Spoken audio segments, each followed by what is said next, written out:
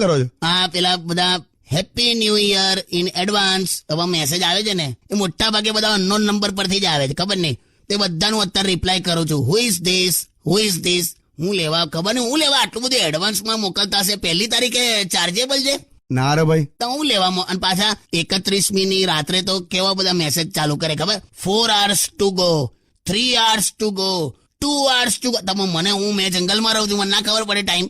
એવું ને કાકા, એક ઉત્સાહ હોય ને દરેક ને. એટલે જેને બૈરું હોય ને એને હું ઉત્સાલા. એટલે એકનું એક જ બૈરું હોય, એકની એક જ વાતો થવાની હોય. હું નવું વર્ષ ને હું બધું ન્યુ યર. એટલે તો તમે કાકીને લઈને આ વખતે 31st ની નાઈટમાં બહાર ફરવા નથી નીકળવાના? મજા કરો યાર. શું મજા કરે બોલ.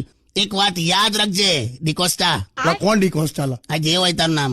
નવું વર્ષ હોય ને અને જૂની વાઈફ હોય ને, એ વ્યક્તિને કેવી વાત સાથે સરખાવાય તને ખબર છે? કેવી? કે તમને ઉલટી થતી હોય ને તમે રજા પાડી હોય, એટલે ના ખબર પડી. એટલે તમને સારું પણ ના લાગતું હોય ને પાછા રજા પણ ભોગવતા હોય એમ. ખરું બધું લાવો છો.